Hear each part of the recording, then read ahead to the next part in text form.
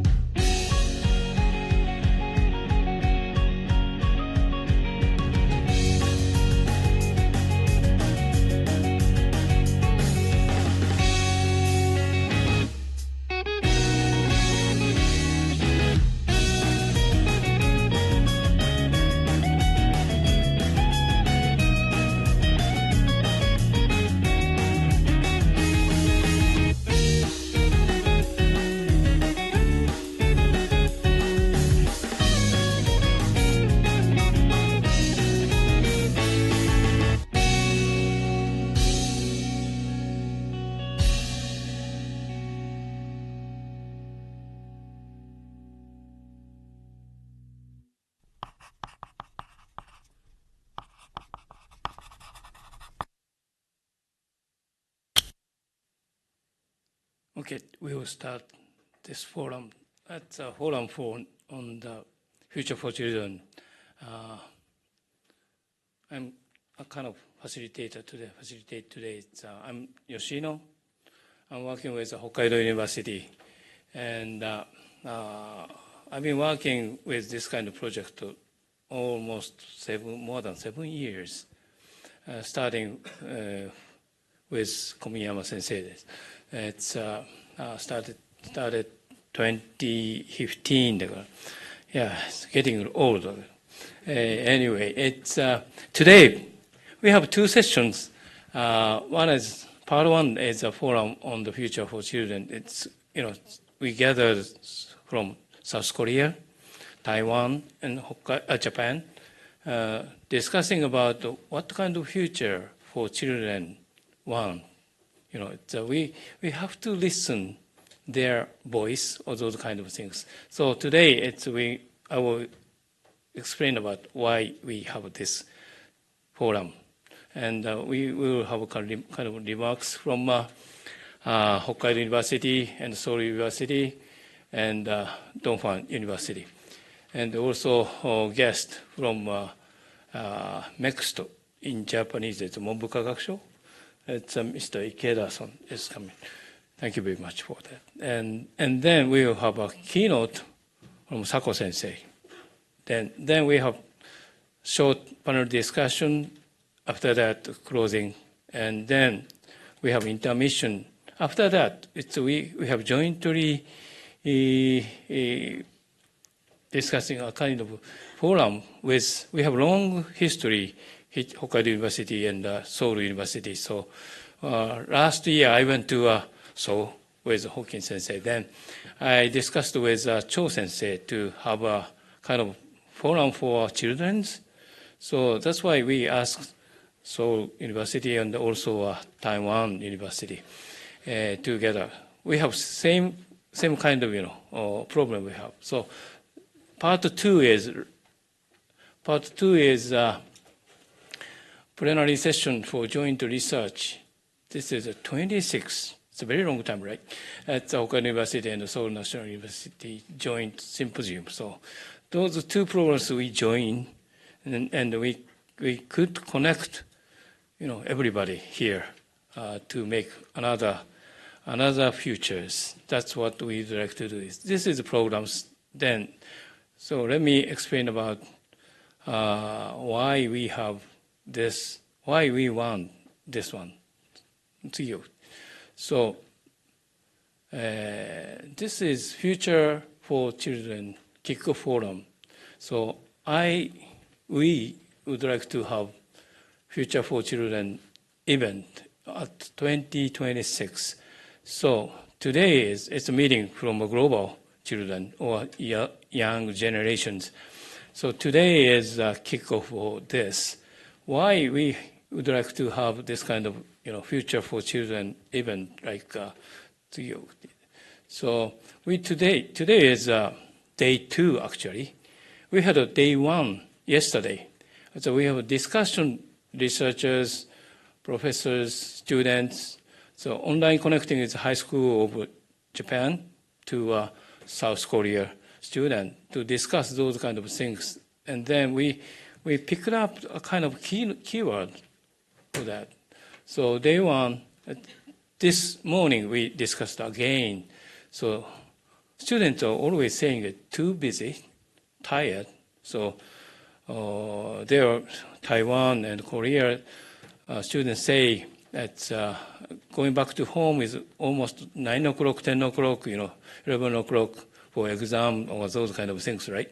So also they are very afraid of making mistakes in the futures. It is very difficult, and that's so what kind of future they are looking for? They cannot imagine the bright futures. So also in general we say VUCA generation. So maybe AI or other robot, those kind of job will be changed. So they are always saying should change the education system, including maybe high school or university like us. Also, we may need art type of things. So what makes you happy? So we asked. So always saying very important. We'd like to have a big connection is most important between us and friends or families. So those kind of keyword we picked up yesterday and today. So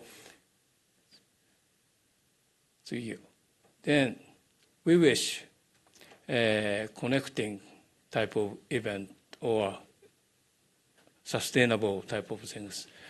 Yesterday I asked Shigematsu-san, what's the difference between wish and dreams? So this is what we wish at 2026 Future for Children. We are making like world edutainment is mixing education and entertainment. So edutainment meaning. So we would like to more than 10,000 people, young generation coming to Sapporo, Hokkaido. Also, it's a dialogue, connect, experience. And this is a Sapporo Dome, actually. And then we would like to have that kind of event on 2026.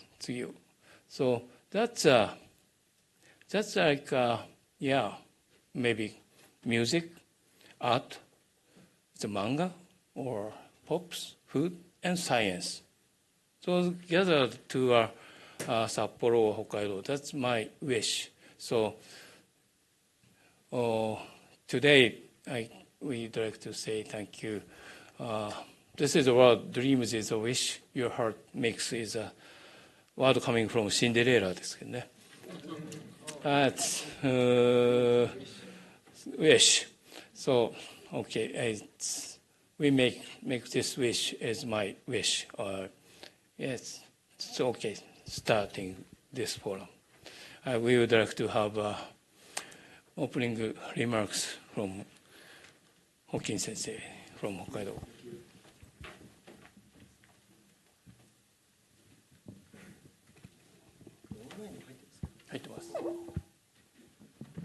Thank you, Professor Yoshino. You look very nice, even the formal wear and the ties. He usually wearing jeans and also T-shirts. So I think it's a very formal meeting, but nice introduction. Thank you very much for Yoshino. And this is formal opening remarks. Thank you, Professor Yoshino and Professor Honrim Liu. Honrim Liu is busy. He will catch up right now. And Professor Usabi Sako and Professor William Lee and Mr. Ichiro Takeda from NEXT and Professor Stefan Murphy Shigematsu and of course Professor Hiroshi Komiyama and all colleagues and friends of Hokkaido University and Seoul National University, National Dongfang University, and National Graduate Institute of Policy Studies, and all the participants, good afternoon and welcome to Sapporo. On behalf of Hokkaido University, I would like to extend my deepest welcome and gratitude to your gathering to this wonderful meeting. Thank you. I'd like to let me introduce a little bit about the background of this meeting. Today's event is to mark a kick-off, as he told me, of the Forum of the Future for the Children, okay, and to celebrate the 26th round of Hokkaido University and Seoul National University's joint symposium. Therefore, on the venue here, we have welcomed participants of both international events to tackle together with common theme, sustainable development for the future generations. As Professor Yoshino explained, the forum on the future of the children is being launched right just now and designed to provide a place for stakeholders and those who are interested in gather and cultivate research and collaboration, seed to work on global and regional challenges. Hokkaido University has been designated as a representative of National Program of Open Innovation Platform for Industry Academia Co-Creation, COI&NEXT, which is budgeted and supported by your Ministry of Education and Culture, Sport and Science and Technology, MEXT in Japan. Through the designated platform, Hokkaido University COI&NEXT Hub have strived to connect stakeholders in and around Hokkaido toward realizing a co-designed society for the future generation, including children. Last year, he taught Professor Yoshino of Hokkaido University come to know Professor Yonte Cho, a key faculty member of Public Health and Demography of Seoul National University. They shared common prospects and concern about societies, and particularly how younger generation of today of Eastern Asia countries tend to feel insecure and reluctant to have families. Two faculty members soon drafted an idea to form this framework of the communication for expert graduate school, early career researchers, and policymakers, and high school students who would be the front runner for the next generations. Thanks to their continued support and cooperation with Seoul National University, thank you very much. I'm more than pleased to see the outcome of the interaction here, even though I'm very sorry Professor Cho could not come to Hokkaido this time, unfortunately. I'm also very pleased and thankful to have Professor Sako, who serves, as you may know, who served as the very first Japanese university's president from Africa. And here we have a wonderful keynote speech this afternoon. Okay. Professor Sago's perspective shall be a delightful inspiration for us to consider the borderless issues. I would like to thank the participants from Korea, United States, and Taiwan, and students and academics in Hokkaido University and other Japanese institutions who created such a diverse stages to have a discussion here. I hope this kick-off afternoon meeting will bring you much insight and momentum to consider how your research and educational activity can be used for the outside the laboratory and the classrooms, and rethink how our society are intertwined. It is certainly a tremendous opportunity for me to think about how academic impact can be linked with the social impact. Thank you very much for your attention. Thank you.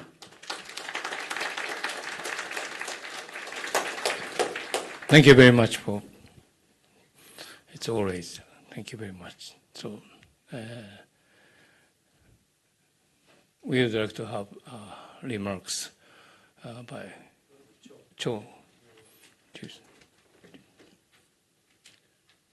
Yes. Terasa Cho. Yes. Konnichiwa. So as all of you know, my name is not Hong Lim Ryu. I am not the president of Seoul National University, although I wish I were at the moment. Unfortunately, we have an ongoing national audit that lasts 3 days, and this is our last day of the 3-day audit. And President Ryu is here. He almost didn't make it to the conference, but he is here on the same flight, but he's stuck at an online Q&A session with the government officials. And you know how government officials are. They do not allow any Slack or conference schedule. So unfortunately, unfortunately, I'm here to deliver his address word by word. I'll unfortunately have to read it, but thank you so much for having us. It's been a wonderful afternoon, and we look forward to the rest of the stay for the next 2 days. So here is the words of President Ryu to all of the honored guests in this room. I am deeply honored to address you today at the Forum on the Future for Children and the 26th Hokkaido University Seoul National University Joint Symposium, both dedicated to the theme of sustainable development for future generations. I wish to commend Hokkaido University's steadfast commitment to addressing significant societal and global challenges. This collaboration, in partnership with National Donghua University, Kyoto Seika University, Stanford University, and Mitsubishi Research Incorporated, supported by various governmental agencies, reflects our collective dedication to tackling critical global and regional concerns. We hope to facilitate open dialogues among scholars, experts, and students covering a wide range of topics from declining birth rates and evolving lifestyles to regional economic challenges, sustainable energy, and the impact of global conflicts on our younger generations. I would also like to express my gratitude to President Hokin and Hokkaido University for their pivotal role as a platform institution promoting government, industry, academia collaboration, which is really respected. This initiative is our manifestation of a strong commitment to work together on generating solutions for a better future. So as many of you know, following this session, we have the second part of the conference, the Hokkaido University Seoul National University Joint Symposium, which has served as a long-standing platform for researchers to convene, conduct research, and engage in discussions. I'd like to highlight, although President Hokin has mentioned this before, that this year marks its 26th anniversary. Under the theme of sustainable development for future generations, I believe that we can discuss specific research projects aimed at making the future more sustainable for all generations, spanning various academic disciplines. These valuable exchanges are instrumental in building a brighter and more sustainable future for all. I believe that events like these, the Forum and the Symposium, serve as vital platforms for us to engage in richer discussions from diverse perspectives, all sharing the common objective of ensuring a brighter and more sustainable future for everyone. Our dialogues, the exchange of knowledge, and the collaborative efforts play an absolutely essential role in collectively shaping a society that authentically realizes the hopes and dreams of our future generations. I am confident that both events will not only serve as platforms for debate, but also as catalysts for meaningful change. My heartfelt appreciation goes out to the organizers and participants for their dedication to this worthy cause. May these events be marked by insightful discussions and a brighter vision for the future of our generation. Thank you for organizing all this. どうもありがとうございます. Thank you very much. Thank you very much. Thank you very much, Cho-san. Thank you very much. I still working with a company called Hitachi, and I've been sold more than 30 times. So I have lots of friends in Samsung and LG. But yeah, yes, thank you very much. And another remarks as Mr. William Lee from Taiwan Donghua University. Thank you.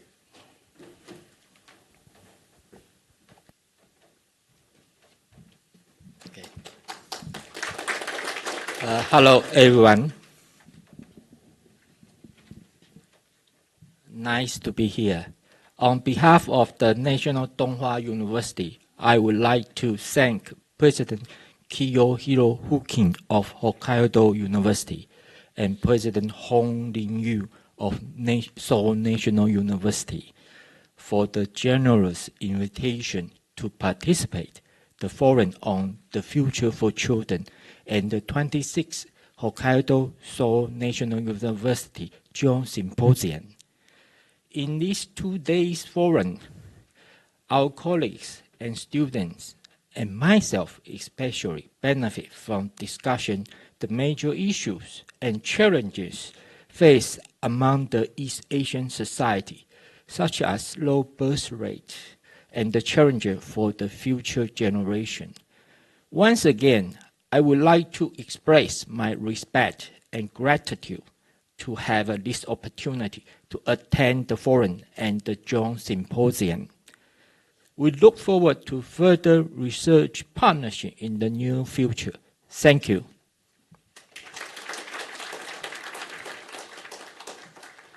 Thank you, Lee-san. Welcome to Hokkaido. And another remarks from next, Mr. Ikeda as director of this. じゃあお願いします。Thank you for. Okay, Dr. Kiyohiro Hokin, President Hokkaido University, and Professor Teresa Cho, Vice President for International Affairs, Seoul National University, and Professor William Lee, National Donghua University. Distinguished guests, ladies and gentlemen, good afternoon. I'm Ichiro Ikeda, Director of the University Industry Collaboration and Regional R&D Division from the Ministry of Education, Culture, Sports, Science, and Technology of Japan, at the MEXT. Today, I'm truly honored and delighted to be here with you all for Forum on the Future for Children. I'm also would like to express my sincere gratitude on holding this forum with many participants. Nowadays, the economy and the society are changing rapidly and discontinuously, and knowledge is the source of innovation that responds to these discontinuous changes and solves social issues. In recent years, there have been cases where basic research is directly linked to social implementation, such as AI technology. And it is a key to build a system that allows industry and academia and government to collaborate closely. The importance of this kind of collaboration is also pointed out in the Science, Technology, and Innovation Basic Plan formulated by Japanese government. In order to enhance this collaboration, MEXT and JST launched the program on Open Innovation Platform for Industry Academia Co-Creation Program, COI&NEXT, in 2020. This program has the vision of the society to be aimed for in the future in line with the SDGs. It has been promoted as a package toward attaining R&D contribution to innovation using backcasting and building the industry-academia collaboration management system, enabling independent continuous center creation. And Hokkaido University was selected for the COI&NEXT program in 2021. Hokkaido University's COI&NEXT Center, which is called as the Life Design Co-Creation Center for the Mind and Body, has been working to form the co-created society for the future of the younger generation, with the vision of realizing a society where child and young people can live happily together with others. With many organizations, such as companies and local governments, this center has grown as one of the most important projects in Hokkaido University. The declining birth rate is one of the serious issues in Japan. Hokkaido has the lowest total fertility rate in Japan. In order to overcome this issue, this center has been working to create Iwamizawa model, in which medical care institutions, schools, local communities, and businesses working together, and working on expanding this model to other cities. In tackling this project, I believe it is extremely important to bring together the collaborative efforts of Hokkaido universities and collaborate with many institutions in Japan and overseas. Through today's forum, I expect the center's vision will be shared among the stakeholders, and the center's activities will be accelerated furthermore. And I hope Hokkaido University will further refine its own distinctive strengths and characteristics and lead the improvement of Japan's research capabilities continuously. We would like to work together with the relevant ministries and agencies closely and accompany the universities to realize their vision. In closing, I would like to express my sincere wishes for your success of today's forum and further development of this center and everyone involved. Thank you very much. Thank you very much, Ikeda-san. Where have you stationed? You can speak nice English, I mean. Where have you been? Have you stationed? United States? Okay, so we will have a keynote talk from Sako Sensei. Then I really wanna hear everybody hear this talk because this is the first time to hear your talk at the real things. I mean, it's always online 3 years, so I'm very happy to see that. Thank you.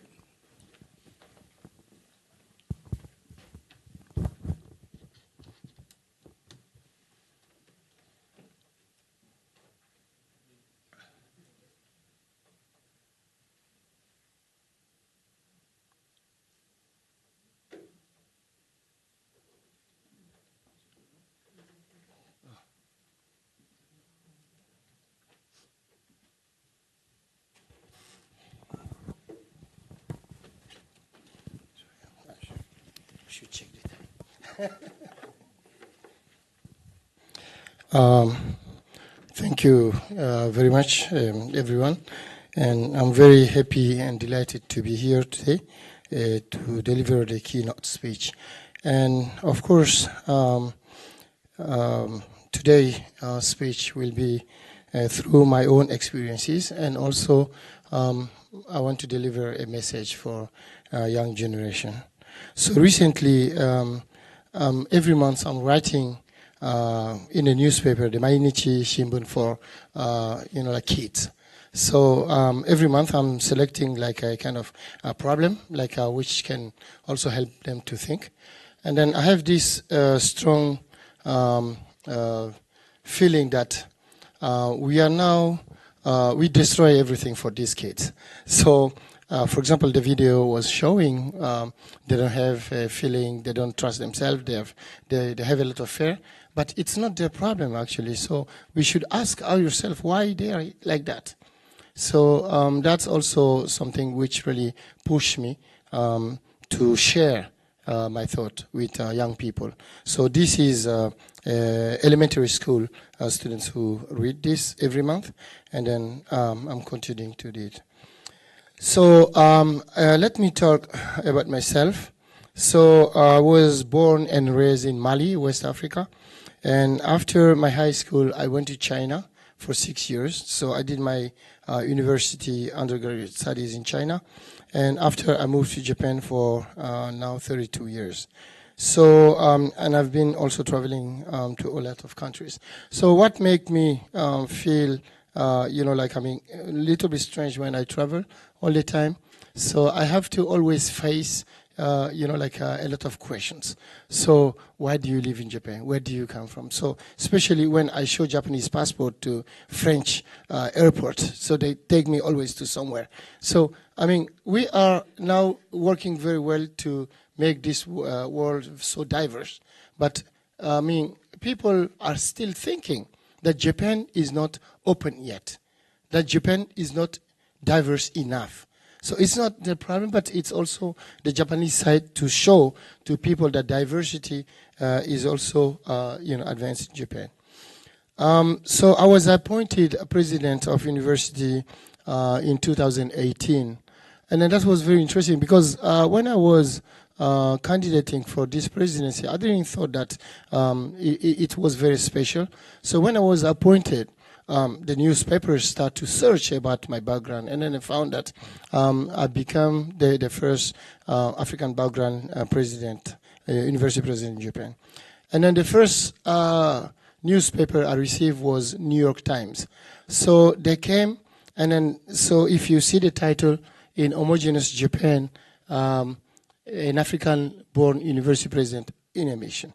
So they was very surprised because maybe you may know that there is a little percentage still of foreigners and also even Africans in Japanese academic higher position and also even in company higher positions. And then so their question was, are you a special person? I say no. I was born and raised in a rural Mali, so I'm not any special, but you don't just give chance to people. So in 1 year, what was very interesting, so a New African magazine appointed me or cited me as one of the 100 most influential African in the world. But I stayed in Kyoto, in Iwakura. I even didn't go anywhere. So just to be in Japan, you are designated like that. So it means so that's their view of Japan. An African became president, he's very special. He's one of the influential Africa, whatever. So, I mean, if you see the contents, it's very long. It's a big page on New York Times. And then a lot of, American also start to call me. Where are you? Where were you educated, whatever. But it was not so strange. It was just maybe the vision of Japan or how they consider Japan as a country. So I was born and raised in Mali, which is in West Africa. And as you may see, so Mali was a French colony. So my official language in Mali is French. So my education in Mali, so elementary school 6 years, junior high school 3 years, and high school 3 years, and university. So I went to university in China, so not in Mali. But the most interesting thing in Mali, so the education is in French. So when we go to school, we are only allowed to speak French. So when you go back home, you speak your own ethnic language and also maybe the regional language. So it means in one day, you have to have multiple personalities. So when you go to school, you became a little bit French.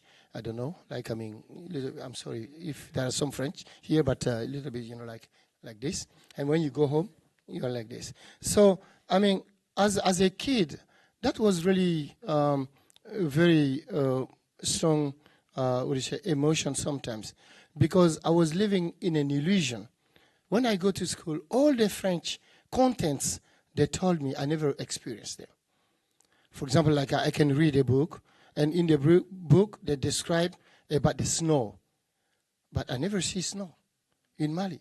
And then in the book, they describe about French food, but we never ate French food. So it was my education was in a kind of illusion world. And when I go home, I'm in the reality. So maybe, I don't know if you can imagine that emotional transition of a kid's every day. So that was how I was educated. So this is our class. And what was very interesting, because the class was set to educate elite people. So that means, so if you don't study well, they cut it. And then so they drop out. So that was the class, and then now they're encouraging kids to go to class. So I think it will be very interesting to have one of those kids here in the forum. And now Japan is also constructing a lot of schools in Mali.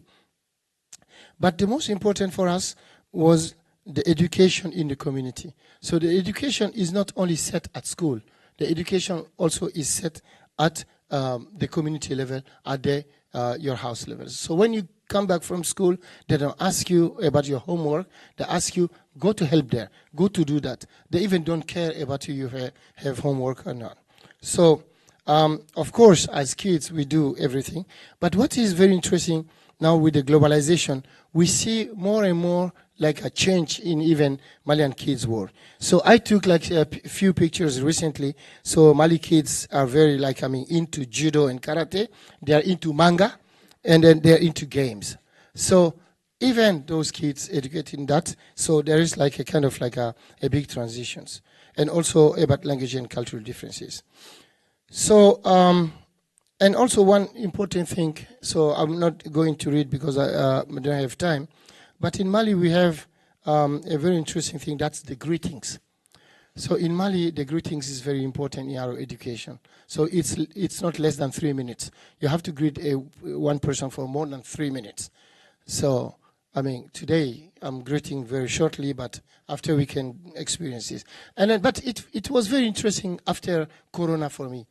Like you greet people, you ask about their family, you ask about their colleagues and everything. So that was something very special to me. So the Malian education, I call it a dual education system. So academics at school and ethnic in the community and at home. So, and after when I left Mali, my first foreign country was France and after China. So that's the first time I encountered and also I felt my race. Because before that, nobody told me, are you black, are you what? But the first time I went to France, so I've seen people, oh, he's a black, oh, he's an African. Like, I mean, they categorize you. So that's the first time they gave me my category. So, and then you can feel also that I was 18, 19 years old. So how they categorize you, how the society accept you, and then how do you feel that too? So, and after I went to China, so of course, that was my first time with Asia, and then also studying Chinese language, living with Chinese people, and also, of course, on the street, all the Chinese people touching you, that your color is real or not, and then that was like something also very different. So like they just touch you, oh, it's a real color. So they think that I paint myself every day when I go out. So that was also the experience at 19 years old. And after I moved to Japan, and in Japan, it was interesting. Japanese people are too polite. They are so polite that they don't really, try to see me directly. So when they have me in front, and then that was much more shocked. They can tell me, they can say like Chinese people, why are you black? I can tell them it's a kind of, shiny, sunburn, whatever. So that was my biggest problem to encounter in Japan because they don't have word. So the action also, you don't know how to deal with them, how to act with them. But at the same time, I was trying hard to integrate Japanese society, but which is very important without being assimilated. I don't want to forget or change my own identity to integrate this society.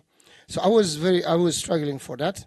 So because, as you know, in Japan, so usually they like to categorize everything. They like also to do everything. So what I did, so I say, I'm not here as a customer or a tourist. I'm here as part of this society, and how can I integrate? How can I participate? So I start to make a volunteer group to give Japanese people more opportunity to meet foreigners, and then to interact, and then to do things together. So by doing that, we start to understand each other. That was when I start my doctorate degree. And then I also did a lot of those groups. I formed some Japanese even language classes, and then also taking Japanese kids to temples, and then we can interact in English, for example. So that was like a way of integrating this society, and also trying to learn about Japan. So what I learned from that, and it's also the occasion to rediscover yourself by meeting others. So that's also a good occasion even for Japanese people. When they meet us, they can understand that what is normal for them are not normal for us. And then that we can also exchange on a kind of like fair base. So that was very important. And another important thing is assimilation problem.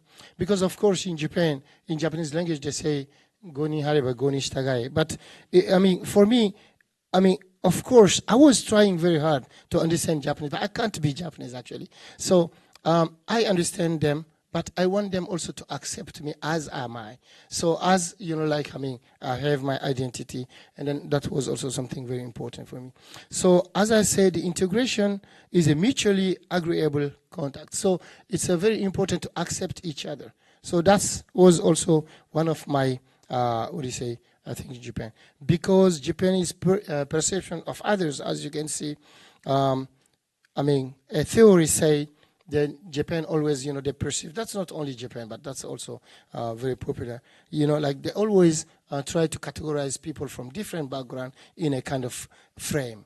So that's not only in Japan, but it's really more global. So that's something what we should change, because we are becoming more individual, and then we should see this very important. So what does this globalization mean to us? So as you can see the definition, people, goods, money, and information move freely across national borders, and their value cannot be determined by the judgment of a single country's policy. So now we are not like within one country. We should think about like across borders. So when we cross border, one thing which is also very important for us is diversity. So the existence and perceived differences among individuals of race, gender, religion, sexual orientation, socioeconomic background, and ethnicity. It's just like to think, okay, this person is different to me, but we can do things together. So I don't have to deny the difference. I have to accept the difference. Even among Japanese people, I can't say Japanese people are all the same. So that's the diversity. And in Japan, it's always the problem, because they think diversity is to accept foreigners. So I write here, so it's giving more, privilege or more things to minorities. It's not that. It's to change the conscience of the majority. So when I was appointed university president, that's what I did. So it's not about only minority. It's about the majority who suffer because they have a difference, but they can't say it. So that was the most important for me. So, and this identity problem is also very crucial in Japan. So maybe you may know Edward Hall. So he classified, the communication of different cultures. So maybe it's in French, I'm sorry, but, I have this, I forgot. Okay, if you see here, so Japan is the extreme country of analogic and also about a high context communication style. So what he said, so cultural anthropologist Edward Hall has positioned a culture of communication that emphasizes context and tacit knowledge. So rather than direct language as a high context, that's Japan. And on the other hand, he positions the culture of communicating while emphasizing logic in line with a clear meaning, as the words say, as a low context. So in Japan, the kuki, so is probably one of the best example of high context culture. So they are expecting you to understand things they don't say. So I experienced that in Kyoto many times. So people invite you, oh, please come to home when you pass by. I really went to their home. They say, you really come? And then, I have this problem with my neighbors all the time. When I make a party, the next morning, they come, they say, you are great, you're very lively. And then when you move here, this, place became so lively. And after a few days, the police come to my place. They say, your neighbors are complaining to you. No, I say, no, they love me. They say they love me. So that's also the problem of communication. So this is also maybe not only Japan, but I think that's also important. And then also I was also appointed because when, Yushino-san tried to talk about young people. So this model of spending time in one culture and society from birth to death is being shaken by globalization. It's not, available anymore. So people, goods, and systems from all nations are overflowing in our lives, learning and work, and it is no longer possible to stick to the common sense of your own country or your own culture. So that's what we are experiencing now. So a lot of young people are losing what we say their identity, and then that's also what we call also identity crisis. So of course, Japan also is experiencing that. So young people, what they have as problem is, who am I? What is my identity? So if you see Japanese education, I try to think to find the source of that identity crisis in Japan. So why does Japanese society appear homogeneous to others? Why? So maybe, I don't know if you ask yourself. So if you use Japanese education, is very interesting. So I like young people and I like kids, so I like to go to kids and to talk to them. So I was also coaching a soccer junior high school team for 6 years.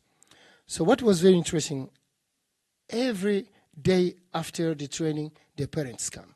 They complain to me. They say, "Coach, you're not teaching well." I say, "Why?" "Because you don't make everyone having the same level." I say, "This is soccer." "No, you are doing too many games. We want all the kids to have the same level." Impossible. So that's also the problem we encounter in Japanese education. They want to frame everyone in the same way. And then at the same time, they are saying your individuality is important. What they want exactly.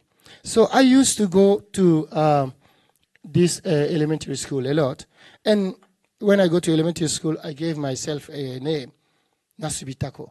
But it's not important anyway. So the kids, young age, under 10, they ask me. And then they are very lively. They really move. So Nasubi sensei, "Why are you black?" So I have also my own answer. I say, "Yeah, because I'm a tennis player." He said, "Tennis player?" "My father played tennis, but he's not black as you." I said, "Yeah, your father is not really a good player. I'm a professional." And then we talked a few minutes. And after the kids understood that maybe there are some race or there are some people so who are black by their nature, not by tennis. And that's very important what I did, because I didn't give the answer directly to the kids. I tried to, have his curiosity to ask me questions. That's what we are missing in Japanese education. We don't give them time to ask. We don't give them time to express their curiosity. We think that having the answer is very important, and then they should have it immediately. So that's also something, which I try also to see. And then, okay, I will jump this. So for me, it's a templating and framing education which should change in Japan, actually. So, we think that everyone out of the frame is different, is, someone who is not with the society. And then they don't really, we don't see as individual, but we see as a frame. Okay, I will go quickly. I have maybe 5 minutes, I think. So, recently, I have seen this picture in Paris. They say this is a Japanese living room. But I never saw a living room like this in Japan.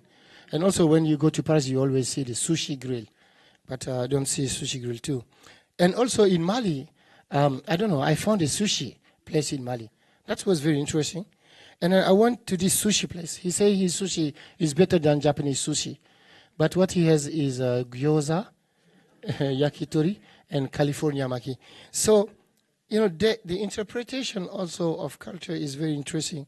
I think by globalizing, we should understand what also is culture for us.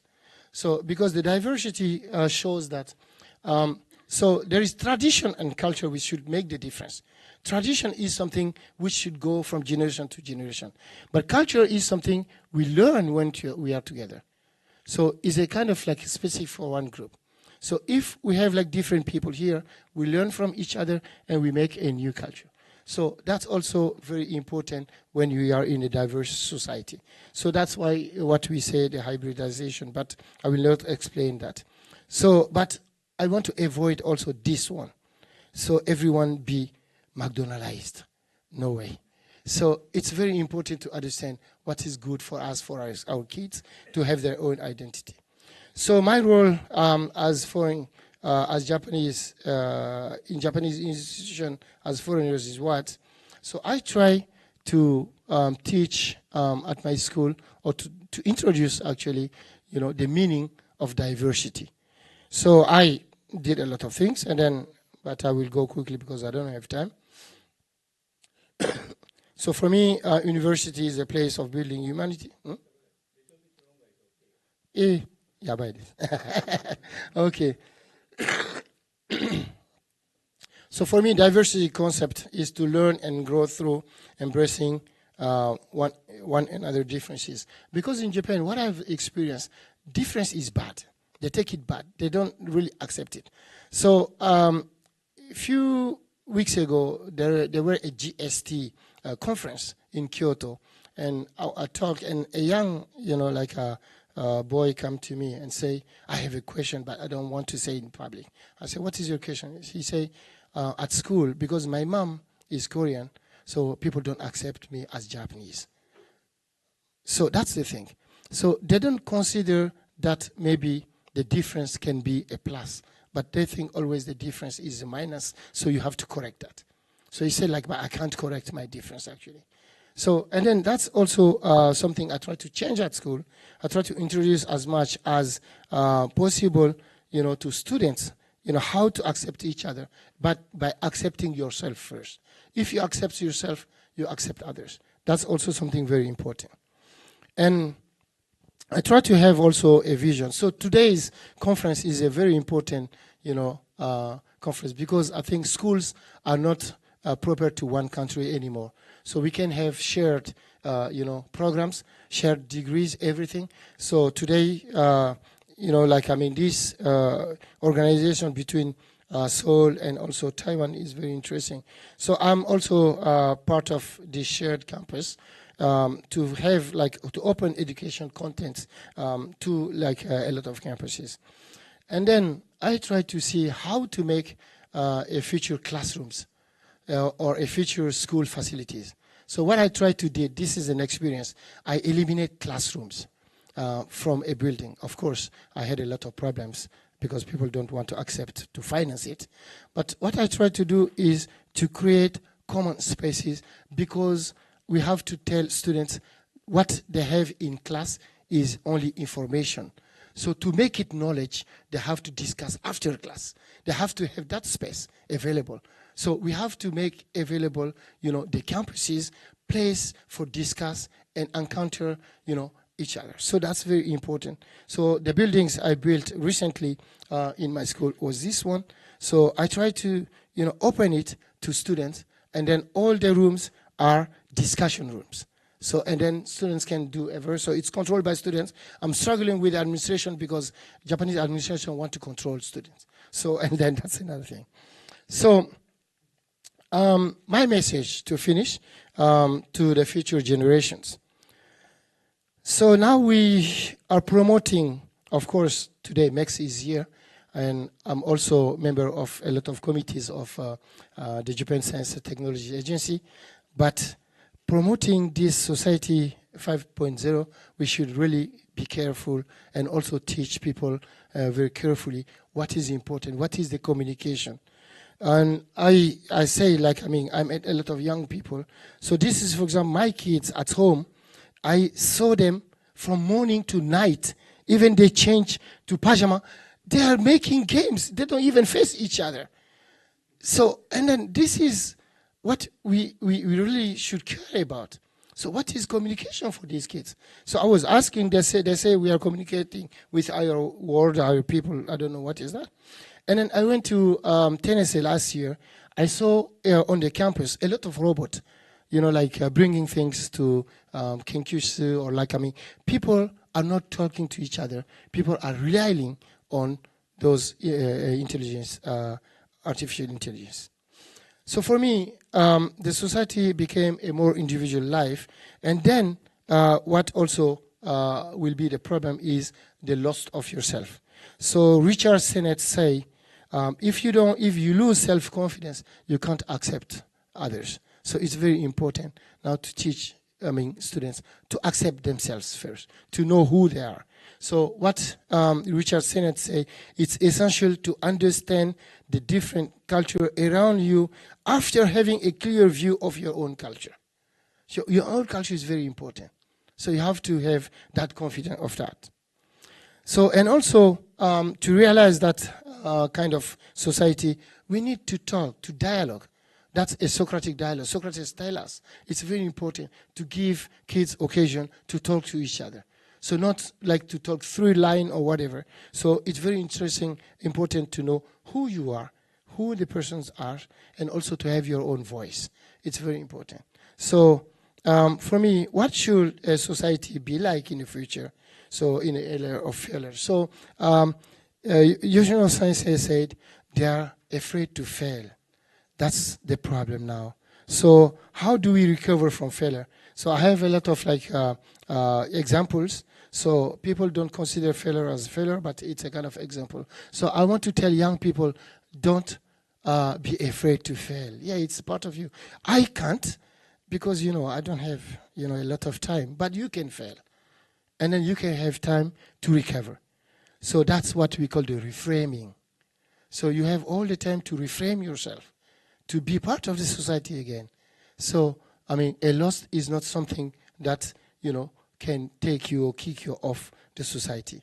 An African proverb also said to us, if you want to go fast, go alone. But if you want to go far, we have to go together. And it's very important also to teach young people that. So what I also give young people as a last word is to be strong enough to ask questions.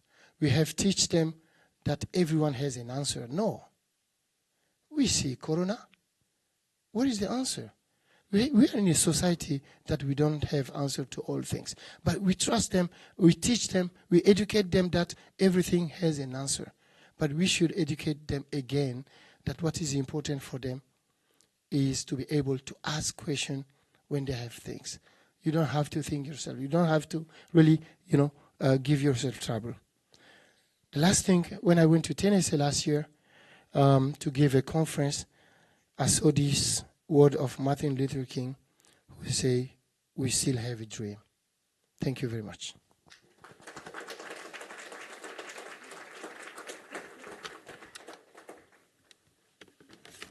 Thank you very much, Tako Sensei. It's I went to a university, Seika University, a few times, and I saw that building where he made it. So you can feel this is a kind of future. So if you have time, so go to Kyoto. Anyway, also please wait. We will start forum. Start continuing forum, as we'll have a panel discussion here. So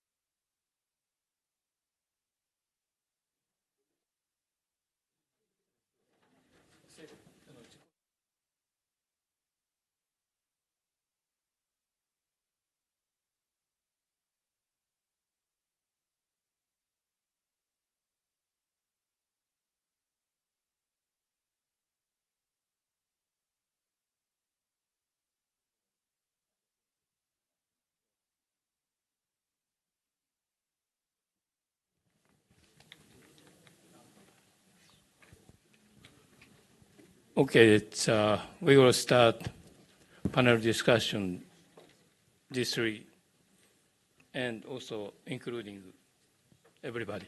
So, we have Sako Sensei. Taka-sensei, could you make a self-introduction? Thank you very much. And I'm Aya Takahashi. Good afternoon. And I'm an Executive Vice President of Hokkaido University in charge of international affairs. I'm working on promoting the international strategy of the university and also the university's global engagement in general. And the international strategy of the Hokkaido University was developed in 2021. And this is the internationalization of university comprehensively, which means we are trying to internationalize the institution and academic activities from every aspect of the university. Research, education, and social collaboration with society and communities, and the university management itself. To introduce myself a little bit more, I've been a member of the Office of Educational Reform for more than 7 years, and I've been involved in the discussion of planning various aspects of educational reform at Hokkaido University. And I'm participating in the panel, this panel, as a member of the host university. I'm looking forward to the discussion. Thank you. Thank you very much. Shigemoto Sensei. Yes, please. So I'm Stephen Shigematsu. I hadn't planned on it, but Yoshino-san asked me to say a little bit more about myself. So I was born in Tokyo at the end of the occupation period. And when I ask young Japanese, do you know what the occupation is? They say, no, we never heard of it. What is that? And my mother was Japanese, and my father was American, and they were not allowed to get married at the time because of the law that prohibited marriage between Japanese and Americans. And people are surprised, but at the same time in California, they would not have been allowed to marry either. So the United States is also very backward in terms of classifying people in different races and saying that the people in what they call different races are so different that they should not marry and that they should not have children. This is not that long ago in our human history. And so I'm a product of that era. And we went to the United States as a family, and I would ask my mother, why did we come to the United States? And she would never answer me, but finally she said, oh, don't you know Japanese don't like mixed kids? So I learned that there was some racial prejudice in Japan, and that my ideal vision of Japan as a very open and accepting place for me was not actual reality. But I grew up in the United States where at the time many Americans did not like Japanese people. This was not that long after the war. And it was a time in which there was because I was born in Tokyo, the joke was I was made in Japan. And at the time, made in Japan meant very cheap products that broke very easily. And so my life was formed quite a bit by that kind of early experience and feeling that my mother was the only other Japanese person, and I felt I had to be loyal to my mother, so I developed a strong sense of myself as Japanese, even though I was really very American growing up in the United States. But my dream became that I would become the Nichibei Kakehashi, and that I would unite the two countries somehow in my future. And so I came back to Japan, and I've lived in Japan for quite a long number of years, got married, had children, worked at the University of Tokyo, and left just before Komiyama Sensei became the president. And I've been at Stanford since then, but my desire still is to somehow contribute to bridging different worlds.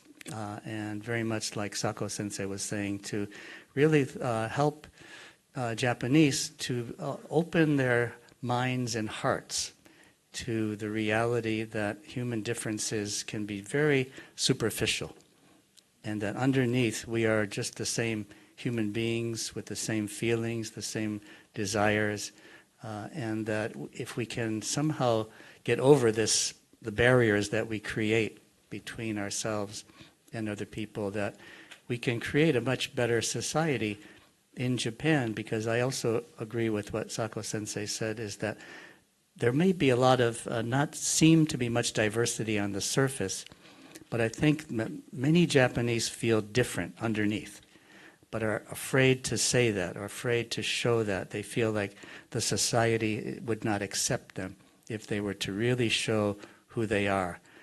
And I think that's a source of a lot of suffering for many Japanese people.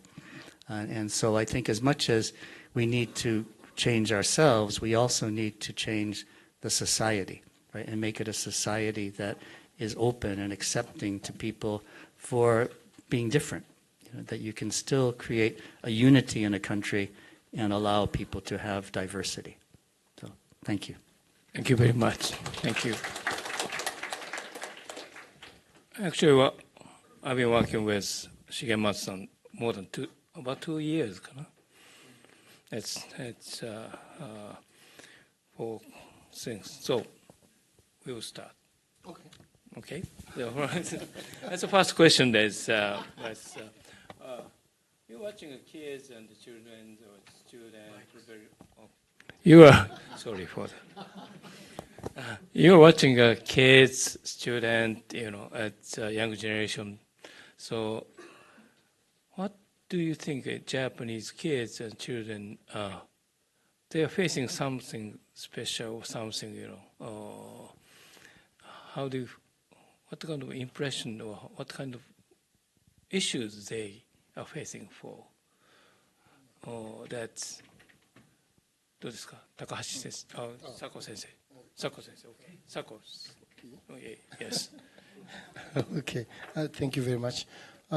Yes, I've been, dealing with young students for a long time, and I think they need to be accepted. So that's really the big problem, So in Japan, that's also, the base. They need to belong to someone. To something, they need to have a group which accept them. They need to be, given a role to play, not define their own role. So that's also one of the biggest problem I found in, Japanese kids. So with my students, we always have that problem. So, but when you talk to individual, and then when they really gain, a confidence, they have power, they have potential, but they need to be, told that.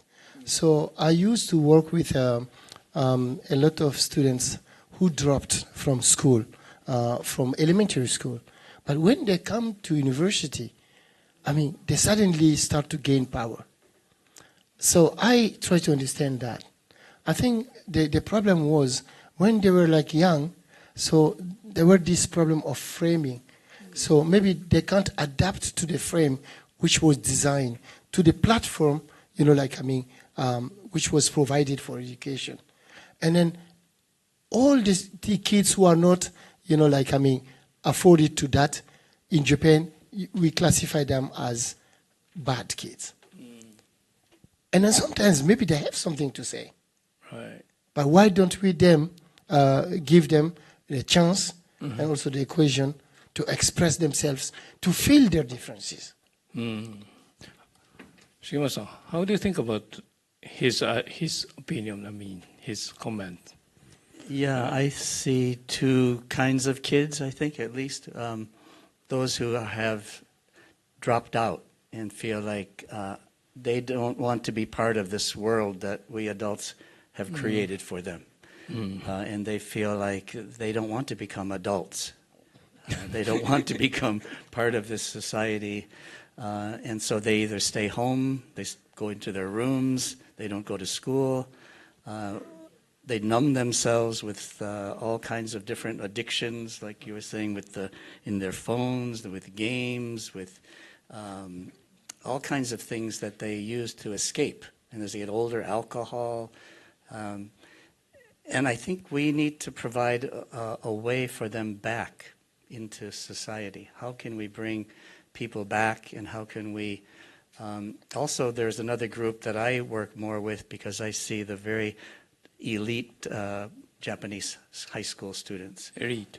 They're very, at the top of they all want to go to Todai, and they're all spending the time, like Kim Sensei said this morning, from morning to night studying, and not experiencing much joy in their life, and not feeling like questioning what is the point of this kind of life, too.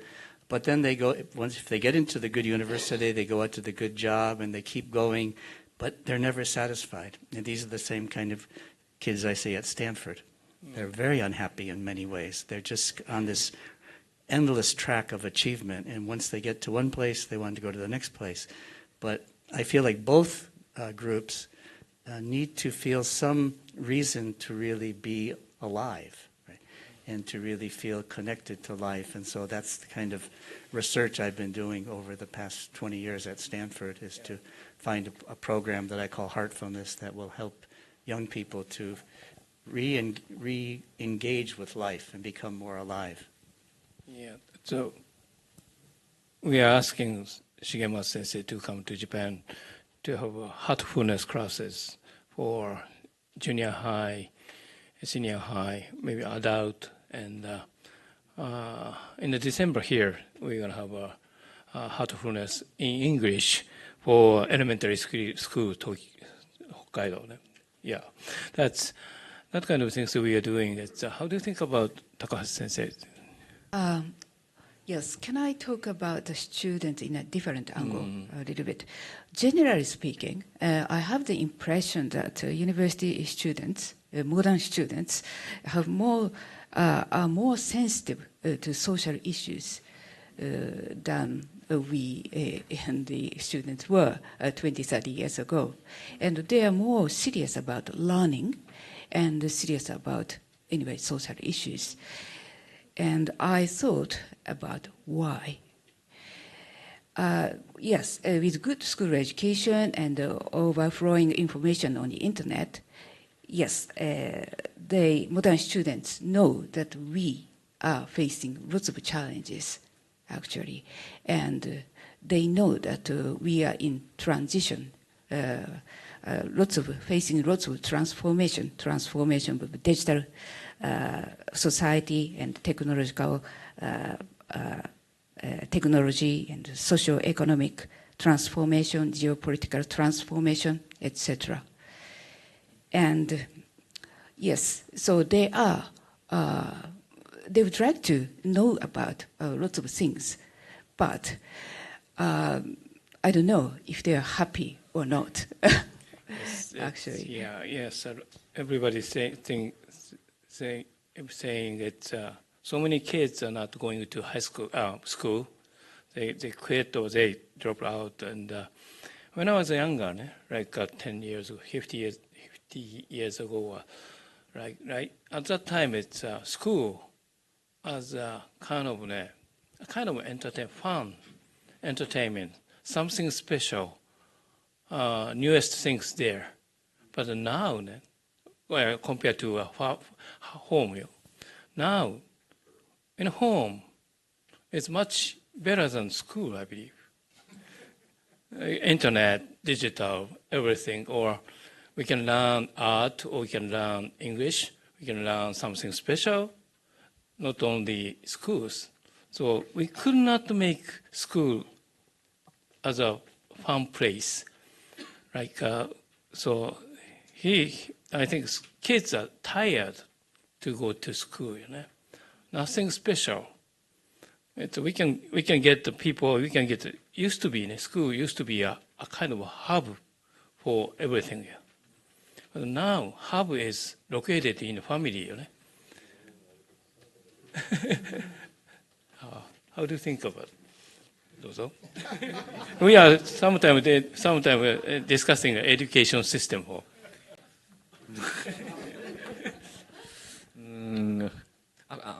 Actually, I'm not in charge of the education itself, but I think now there are a lot of type of children in the elementary school or junior high school. So maybe some children feel the difficulty get into the small group like a classroom, etc. So so that's why it's necessary to go step into their mind or something like that. I'm not sure about it. Can I? I think one of the problem you mentioned, as also he say, of course, we should consider the diversity of kids. Like as I say, like they are not all the same.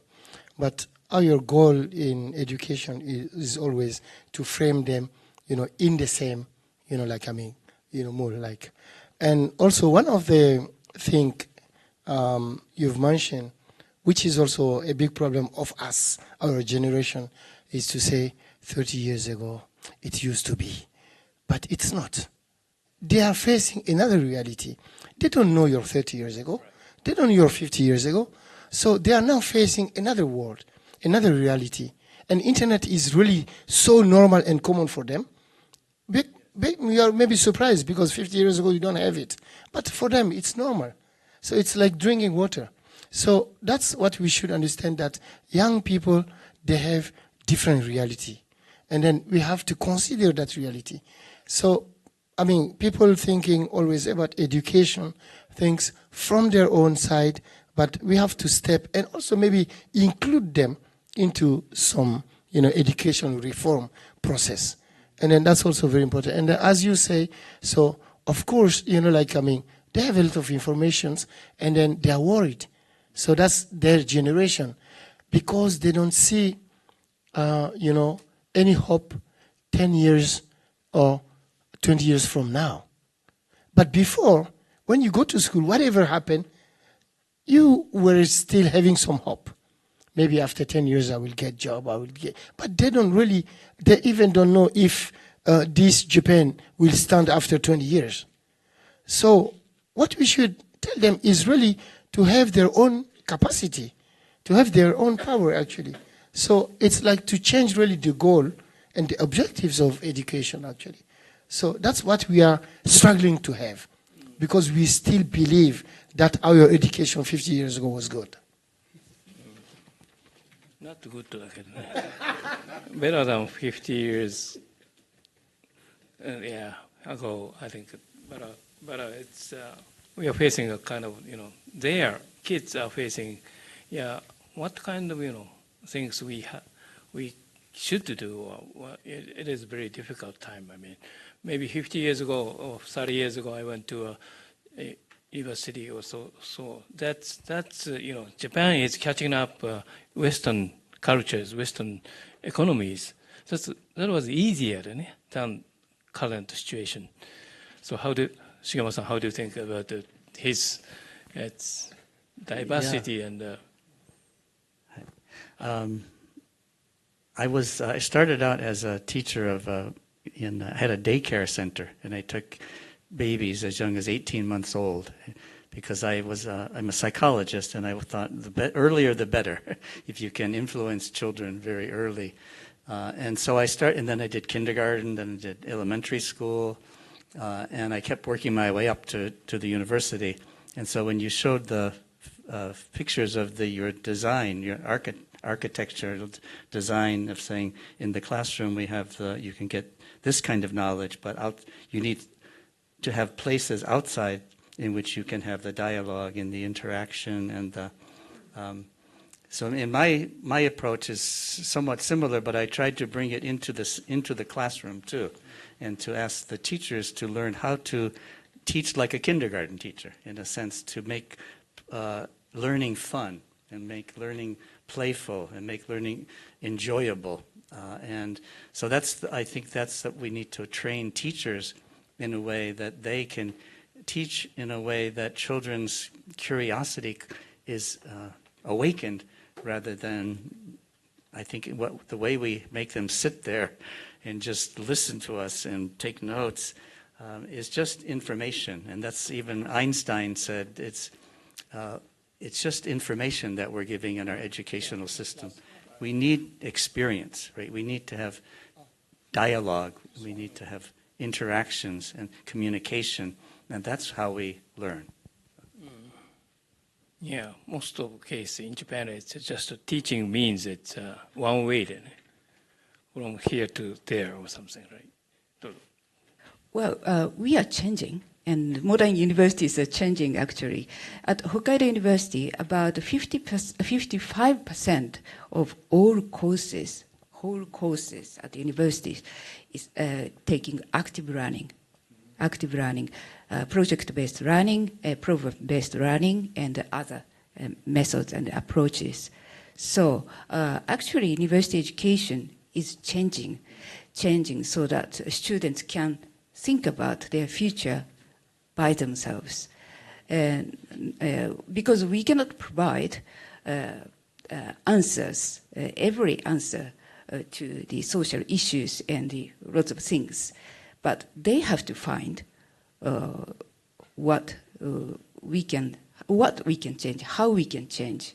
Anyway, they have to find it themselves. So yes, there is a hope. Yes, we are changing. Yes, I think somebody when I enter to Hokkaido University, it's changing. It's very good. I mean, we don't see any answers actually. We are always asking answer from students. That's especially it's in a school. It's teacher has an answer here. Why you cannot understand? Because teacher is not so good. That's that kind of thing. Anyway, it's next one is I explained about kind of forum or meeting or congress of kids and child or young generation, and I would like to have a comment for that. What kind of things you can expect, or what kind of things you should ask us to include, that kind of items, or something missing, or those kind of things. So in the Congress, you mean? Yeah. I think so. Young generation, their way of communicating is very quick, actually, and then they communicate very fast, and then they really understand each other very fast because they are sharing, the same reality, because they are always into TikTok or Facebook or whatever. So you don't really, for example, when I went to Mali, it was very interesting because I went back with some Japanese students. So Malian students were very good in explaining them some contents of manga. Then they said, we don't know this manga. And they were explaining in detail, and also games. So we should understand that also kids, they are sharing, the same reality. It's not only something proper to one country. So what we should include here is how each one stands in front of global issues. So what is the vision or even the message of each one, toward global issues? So this is something very important because, as I say, the global issues are not proper to only one country or one country's policies, but we are still treating within one country and then having that. So if you have a chance to, bring kids together, it's very important also to give them that opportunity how each one stand, in front of those kind of global issues. Thank you. Thank you. How about you, Masa? I think it's a wonderful idea to bring together children from many different countries. There's a lot of research, though, that says that just bringing them together is not enough, and that we have to create the right conditions for openness and open communication and being willing to open themselves and respect the other people. And I think part of that is I used to work in international students at Tokyo University, and there were lots of cultural problems between the different Japanese and other students. And I thought a lot of it was based on the Japanese students' idea is that we can just come together now without knowing what happened in history. And the Korean students would remind them, no, we can't. We have to remember, we have to know what happened in the history between our countries and just acknowledge it, and then we can begin. But there was a lot of, I felt, difference in the sense of how do we look at history. And I think we should not get trapped in history, but it is important to know history and to think that we have to start with that awareness. I also like to think of the Japan rugby team as a really good example for how we can move forward. At least I haven't followed the rugby but at the World Cup last time was the most diverse national team in Japanese sports history. And even the captain was a naturalized Japanese from Fiji, I think, Fiji. And many people from many different countries. And I think many Japanese were amazed that they were so successful. And they said, how can you be successful when you're so diverse? And the captain answered, we are successful because we are diverse. And because we are diverse and we recognize it, we are very conscious of our communication, very intentional. We communicate with words. We do not assume, like many Japanese might, we assume we understand each other. But this is a very diverse group, so they say we can't assume anything. We have to be open in our communication. We have to give the details of how we want to attack, how we want to defend.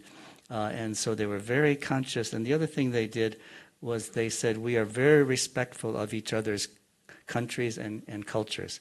And so that the players who were not Japanese were made it a point to learn some Japanese and to sing Kimi ga yo and to show that they appreciation for Japanese culture. But then the Japanese players said to every other player, please tell us about your culture. And they did a kind of introduction of their own culture. So there was a very deep sense of respect. And I think if we can create that kind of atmosphere, that would be very helpful.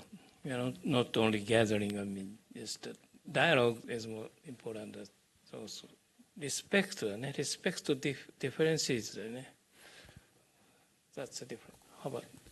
Okay, from the perspective of university management, I'd like to talk about issues on children is so diverse. So, for example, issues are related to declining birth rate, aging society, the concept of family, urbanization, poverty, quality of life, shortage of food and energy, equality and security, and so on. Lots of things. And there are basic academic knowledge of these issues at universities, and we can share those knowledge with the other people. And there is also cutting-edge research on them too. And so, yes, based on the concept of open science, we can share lots of things with the actors related to the issues. So my suggestion is, please utilize the university as a center of dialogue and have full collaboration. Yeah. Can I say? Yeah, sure.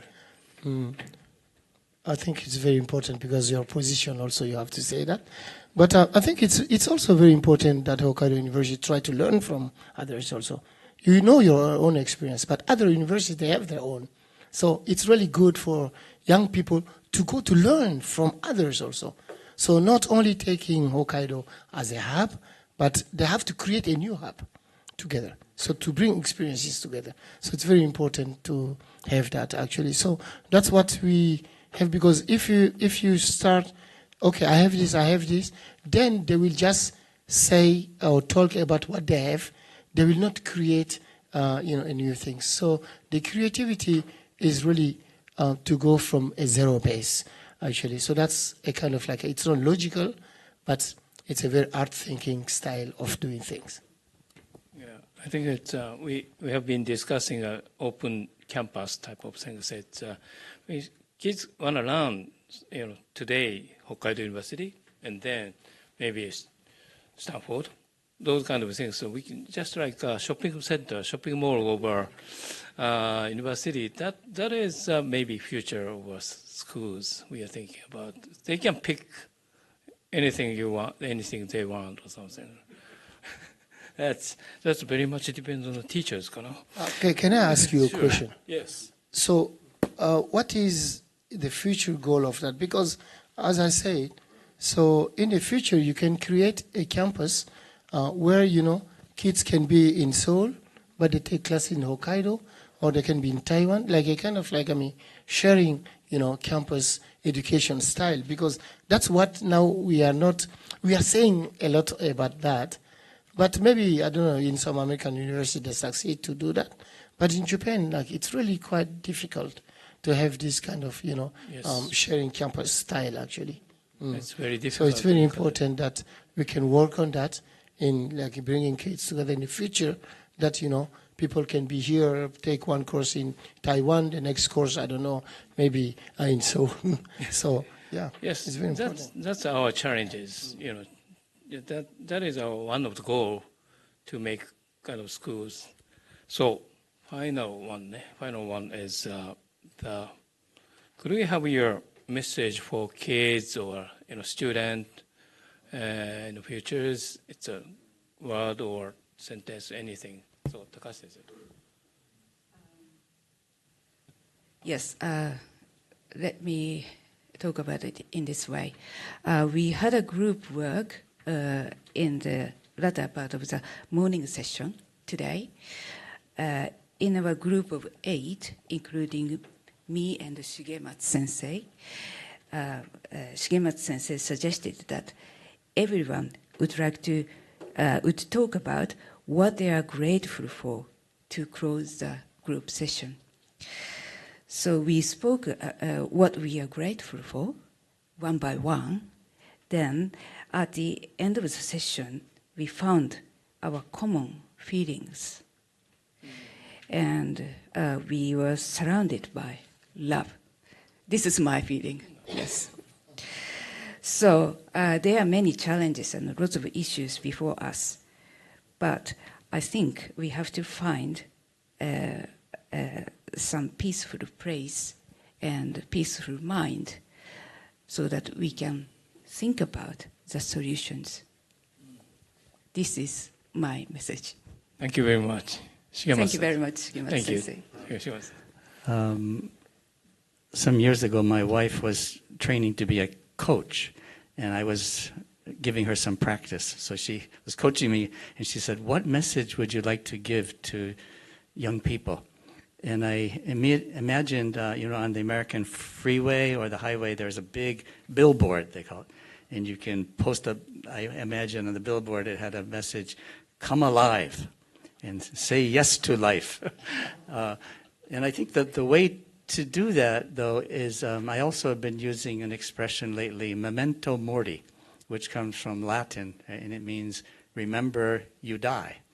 And it's kind of the irony of that this goes deep into Christianity, but also it's a very Buddhist idea and from Bushido, that if you have consciousness and awareness that we are living and also dying, that it also gives you a deep appreciation for the gift of life, the gift that you are alive at this moment, that you have a life, that you can still do something with that life.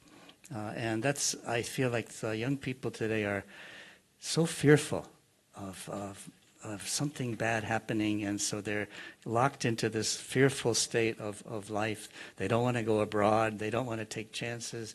They don't want to do adventures. And I would like to encourage that spirit is how can we help young people to really feel alive and to look at life as an adventure. And I think that requires a lot of not just looking outward, but looking inward, like Sako Sensei was saying, to know who you are first, connect to your true self, connect to a sense of destiny or identity, and then to connect to other people. And I think the thing that I really want to emphasize now is I think young Japanese need to connect to something that in Japanese you might say oinaru mono, because in religions they might say God, but I think many young people see it in nature, right? Just connecting really deeply to nature, you feel that some awareness that you are beyond this existence, you are connected to something deeper, and I think all of us want to feel that, and especially young people who are separated more from religion and need to feel some way to connect to what you would call in English a spiritual feeling, a feeling of having a soul, and that will help people to feel courage when they decide to do that, to take a chance in life and to risk failure, risk mistakes. Thank you very much. I was really trying also to talk about don't be afraid to fail, and then just take any failure as a kind of good occasion to go to the next stage. But I think my last message, Dalai Lama was saying, why we are so busy now, the contemporary people. We are always busy. Busy became a kind of sickness. And then it's very important for us, I'm busy to make money, I'm busy to do this. And we are so busy to make money that finally we broke our health, and then that money will not be enough, to cure us. And then when you ask people, what do you think? I'm thinking of future, I'm thinking of tomorrow. And he was saying, you have so many things today to do. You have so many things around you that by thinking always about a kind of something which doesn't exist, you lose the love to the existing things. So everything around you is a source of learning. So for young people, it's very important to look around you. I think somehow Corona teaches us that, that we calm down, we see, we can, spend time with families and everything, and then it's very important. So that's what Dalai Lama was saying. So just be aware about today and also what is around you and who is around you, and then you will see how to live tomorrow. Thank you. Thank you very much. We would like to finish. It's busy. I know it's 2 years ago I met Shigematsu-san. He said to me, don't use 忙しいね, busy. Busy character of kanji character of busy is lose mind, or mind is dead, or so no mind or something. He said me. So recently I don't use 忙しいね, busy. That's anyway. Thank you very much for. Sure. I think the key word is the diversity. This question may be for Dr. Sako, because I support the diversity, because as the president of Hokkaido University, I strongly support the diversity and equity, and so the diversity is a sort of a golden rule at this time of the world. For example, taking times higher education is the Harvard University and Stanford University has much higher level of the diversity compared to the Hokkaido University, probably more than the Seoul National University. So the higher the diversity, the higher the productivity. It's just alternative of the capitalism or the productivity. But it's different, Diversity has induced some conflict. You can imagine what is happening in Europe and the United States. So when we enhance the diversity in this country, we have to prepare to the conflict to be induced by diversity. Could I have some comment? I mean that the diversity is not directly related to the productivity or economical issues. The diversity is a kind of well-being or something like that. So it's a very fundamental question. It's tough to answer, Thank you very much. Yes, as you say, so the way of considering diversity can also make diversity a problem, as you say.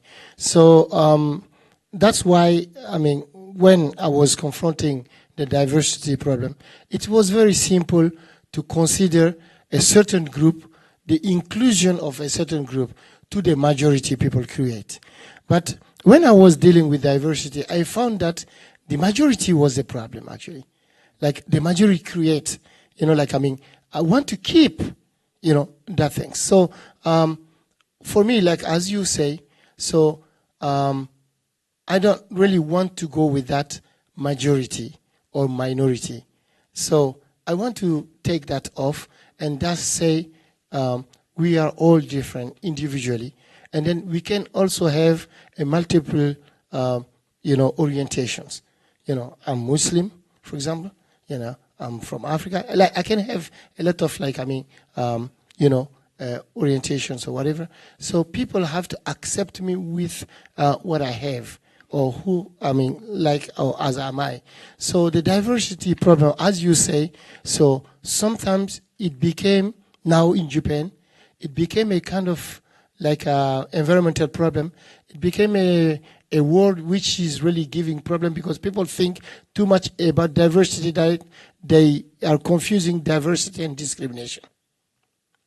Because in diversity, you have to accept the difference.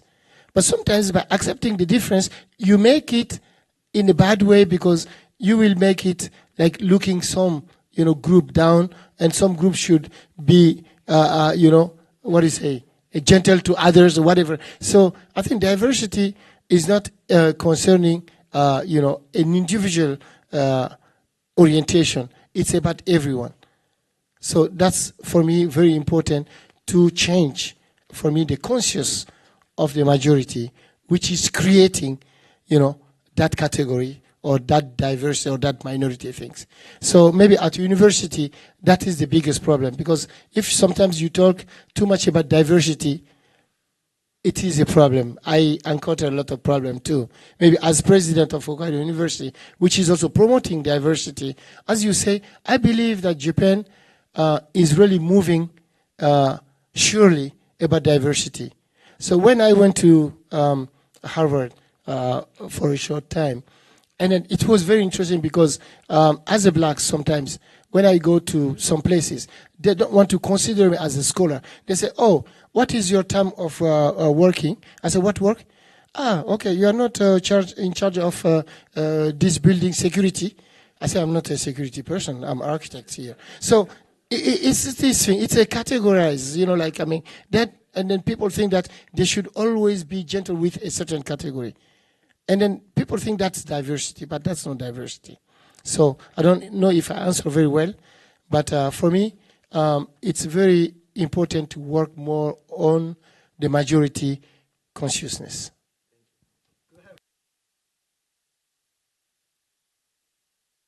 The problem of diversity. Yes. Well, at the Kingdom, the students say that Stanford is very good at diversity, but very bad at inclusion. So in other words, Stanford opens the doors and they recognize many students I have students who have grown up with foster care, or their fathers are in jail, or there are many single parent mothers, and not what you would think of the typical Stanford student. And so the diversity is amazing. The students that I have just teach me so much about life, transgender, and all kinds of things I know nothing about. But they often will say, we'll sit in a group and they'll say, well, I'm not really a typical Stanford student. And, and one after another will say, like, I'm different, I'm not really Stanford. And I said, well, what if we all said, we are Stanford? You know, and we are what Stanford is. That is, the stereotype image of Stanford is not true anymore. And we are Stanford. We are this multicultural, diverse group of people now. But what I want to ask them is to take responsibility for changing the institution by saying we are part of that institution. We are an integral part of that institution, and that we can change it, because even though Stanford claims to be so open and so diverse, the reality is that inside what you would call the institutional culture hasn't changed so much. And so the students who are seen as minorities, they're supposed to change to be part of the majority. But instead, I feel like we still need to change the whole culture of Stanford to be more open. And that's true throughout the whole Silicon Valley, where you read about Google and Microsoft and Microsoft's not there, Apple and Yahoo. They all claim to be have great diversity and mindfulness programs. But the reality of people inside those places say that they have those, but they're just for a few people. And the main culture doesn't change. And the main culture at Stanford hasn't changed in many ways. And I think we need to, from those who are considered minorities, need to assert themselves more as saying we are part of this institution, and to make it really a more inclusive university.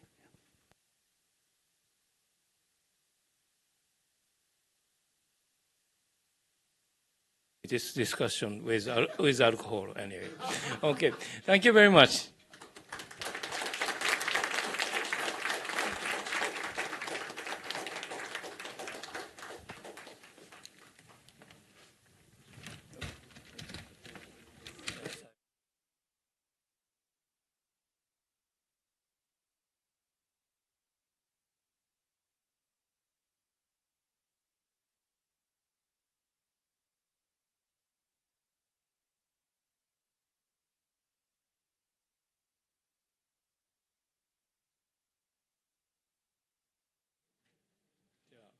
最後に OK? Is it okay? 今遅れて学長さんが多分来られた。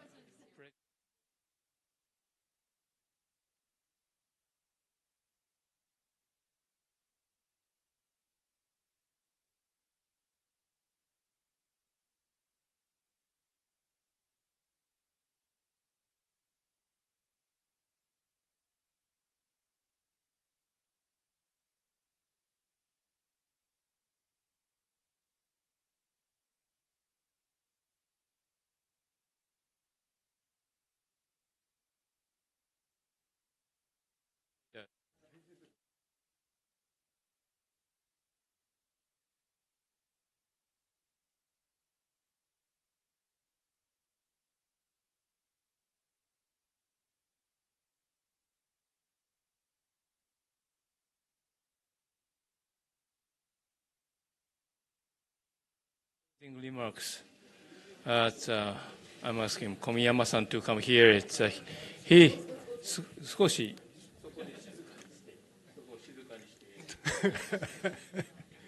Okay. Thank you very much for. You want to say something? No, it's just he is so busy. I would like to say. Okay. But here I'm not busy.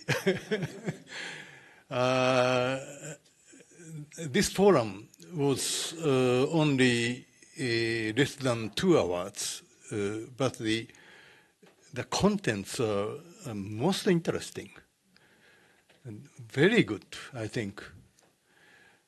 From the start of Yoshino-san's introduction of this forum to the discussion started by President Hawkins Sensei. Very important, I think. So I have many things I wish to say, many comments, but I have only a few minutes. So I want to say one thing. Many words repeated, young people. No, you started, but don't be to all young people in Japan. Do not be afraid to change. You're right. Remove young.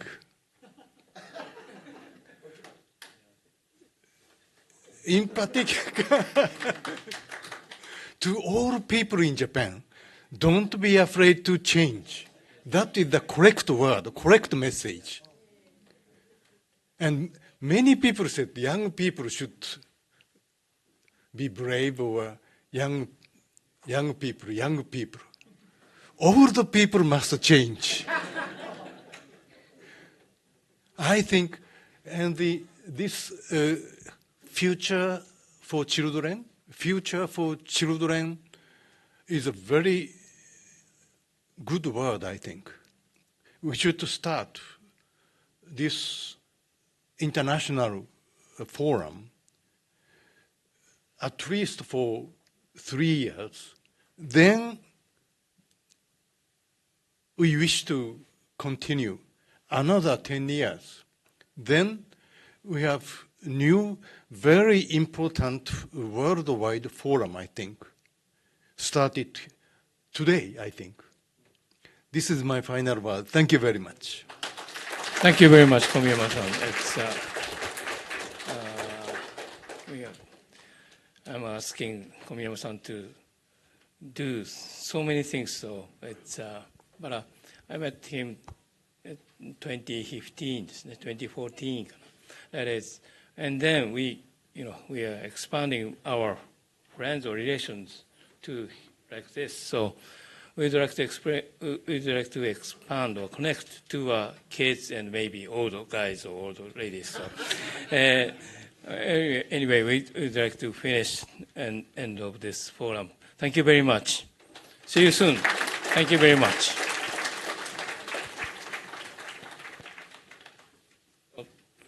Next one is